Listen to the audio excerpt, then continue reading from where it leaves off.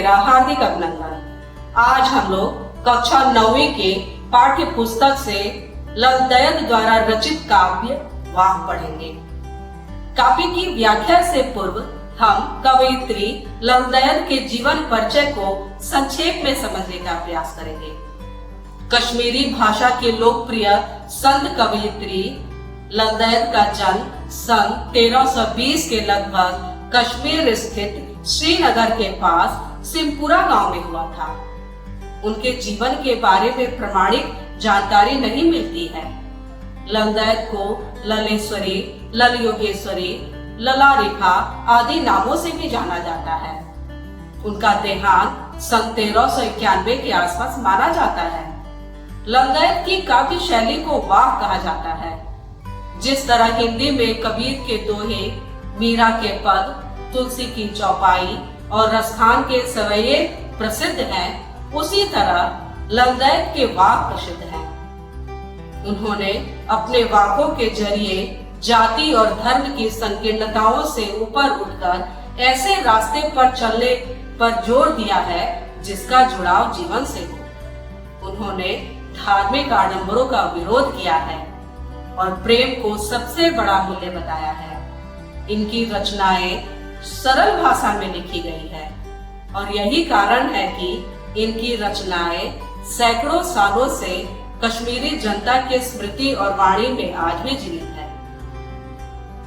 अब हम कविता की व्याख्या से पूर्व कविता परिचय को संक्षेप में समझने का प्रयास करेंगे।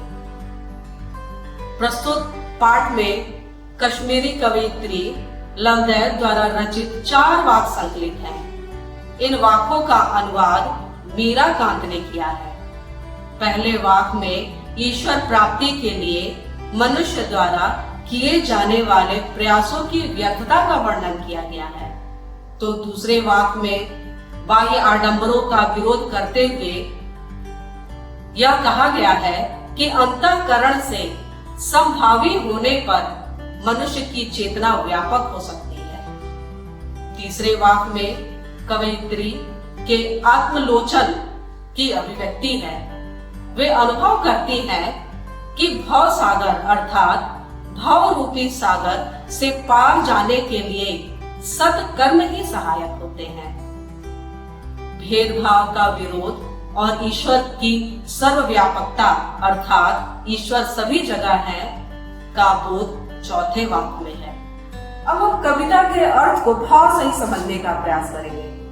रस्सी कच्चे धागे की खींच रही मैं नाव, रस्सी कच्चे धागे की खींच रही मैं नाव, जाने कब सुन मेरी पुकार, करे देव भव सागर पार। पानी टपके कच्चे सकोरे, व्यर्थ प्रयास हो रहे मेरे, जी में उठती रह रहा हूँ, घर जाने की चाह है घटे। इन पंक्तियों में उपस्थित कठिन शब्दों के अर्थ को समझेंगे। देव, प्रभु, भव सागर, संसार रूपी सागर, कच्चे सकोरे, मिट्टी का बना छोटा पात्र, फूक, तड़प। कवयित्री इन पंक्तियों के माध्यम से कहती है कि वह सांसों की कच्ची रस्सी के सहारे या शरीर रूपी नाव को खींच रही है। पता नहीं ईश्वर कब उनकी पुकार सुनकर उन्हें भव सागर से पार करेंगे और बस वह इसी इंतजार में अपनी जिंदगी काट रही हैं कि कभी तो प्रभु उनकी पुकार सुनकर उन्हें इस जिंदगी से पार करेंगे।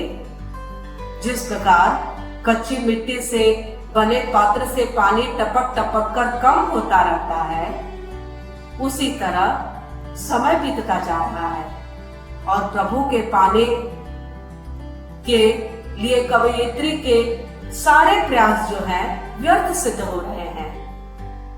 कवयित्री के मन में बार बार एक ही पीड़ा उठती है कि कब यह नश्वर संसार को छोड़कर वे प्रभु के पास पहुंचेंगी और सांसारिक कष्टों से मुक्ति पा सकेंगी। तात्पर्य यह है कि कवयित्री सांसारिक मोह माया से दूर प्रभु की शरण में जाना चाहती हैं, अर्थात मोक्ष प्राप्त करना चाहती हैं, परंतु असफलता देख उनके मन में बार बार फूक उठ रही है। अब हम अगली पंक्ति की ओर बढ़ेंगे। खा खा कर कुछ पाएगा नहीं, न खाकर बनेगा अहंकारी, सम खा तभी होगा समभावी, खुलेगी सांकल बंद द्वार की।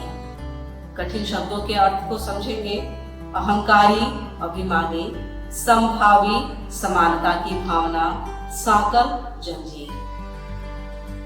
इन पंक्तियों में कवयित्री मनुष्य को मध्य मार्ग अपनाने की सीख देती हुई कहती है कि हे मनुष्य, तू इन सांसारिक भोग विलासिताओं में डूबा रहता है, इससे तुझे कुछ प्राप्त होने वाला नहीं है। तुम दिन प्रतिदिन स्वार्थी बन जाओगे और इस भोग के खिलाफ त्याग तपस्या का जीवन अपनाओगे तो मन में अहंकार बढ़ेगा। इसलिए कवयित्री बीच का मध्यम मार्ग अपनाने को सीख दे रही है।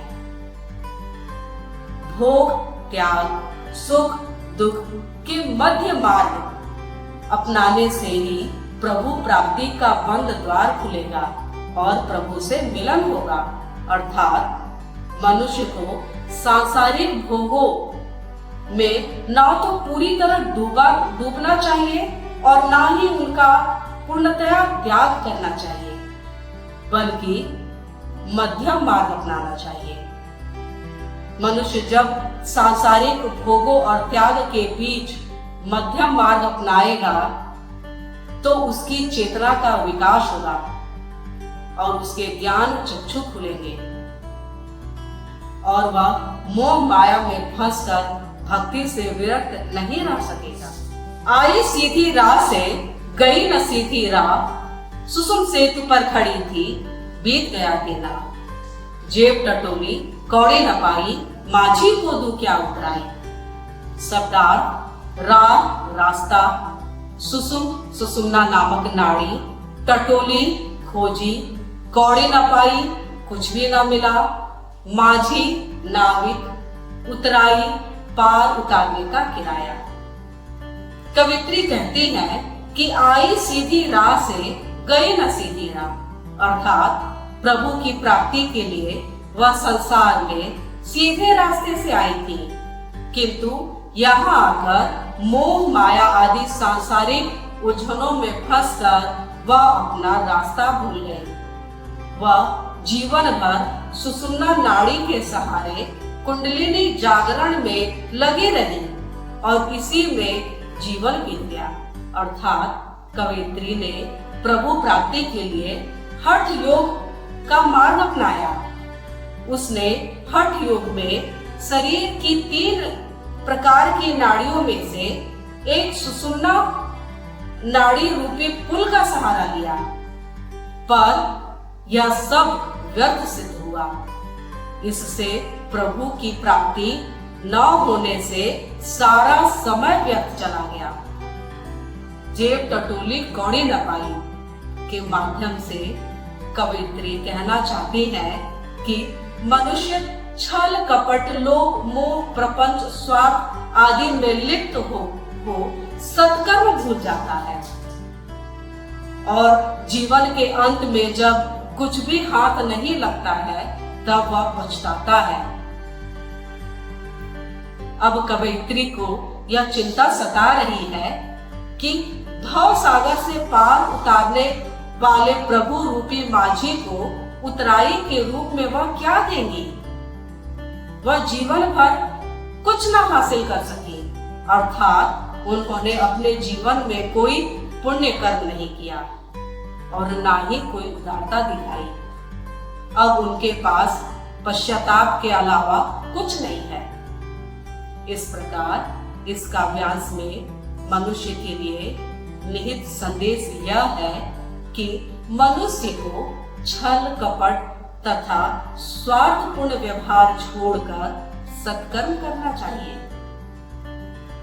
अब हम आखिरी पंक्तियों के अर्थ को भाव से समझेंगे। थल थल में बसता है सिंही, भेद न कर क्या हिंदू मुसलमान, ज्ञानी है तो स्वयं को जान, वही है साहिब की पहचान। शब्दार्थ थल जमीन, शिव प्रभु, साहिब ईश्वर। भावार्थ इन पंक्तियों में कवियत्री ने बताया है कि ईश्वर कण कण में व्याप्त है, वह सबके हृदय के अंदर मौजूद है। इसलिए हमें किसी व्यक्ति से हिंदू मुसलमान जानकर भेदभाव नहीं करना चाहिए। अगर कोई ज्ञानी है तो स्वयं के अंदर झांक कर अपने आप को जानना चाहिए। यही ईश्वर से मिलने का एकमात्र साधन है, क्योंकि ईश्वर ही तो आत्मा के रूप में हम सभी में निवास करते हैं।